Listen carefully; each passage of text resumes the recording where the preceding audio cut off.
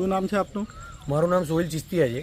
હા, અને કયા વિષય પર આજે અહીં તમે ઉપસ્થિત છો? અત્યારે અમે ખેડા જિલ્લાના વસો તાલુકાના પીજ મુકામે છીએ અને અત્યારે અહીં આવેલું શાહી કબ્રસ્તાનની અંદર અગાઉના થોડા દિવસો પહેલાં ગામના મુન્નાભાઈ પટેલ અને પ્રવીણભાઈ પટેલ જીસીબી ચલાવનાર એક ભાઈ અને અન્ય ઘણા બધા ઈસમો દ્વારા કબ્રસ્તાનના ટ્રસ્ટીઓની મંજૂરી વિના ગેરકાયદેસર રીતે કબ્રસ્તાનમાં આવેલો વર્ષો જૂનો એક લોખંડનો થાંભલો જીઈબીની મંજૂરી નહીં, કબ્રસ્તાનના ટ્રસ્ટીઓની મંજૂરી નહીં, કોઈ પણ જાતની મંજૂરી વિના ગેરકાયદેસર રીતે આ બધા તત્વોએ આવી કબ્રસ્તાનની અંદર આ થાંભલો ગેરકાયદેસર રીતે કાઢ્યો અને થાંભલો કાઢવાનું હમણાં આમાં બહાનું લાગે છે, પણ થાંભલો કાઢતી વખતે ઘણી બધી કબરોનો નાશ કર્યો અને કબરો ઉપર જીસીબી ફેરવી પાડ્યું.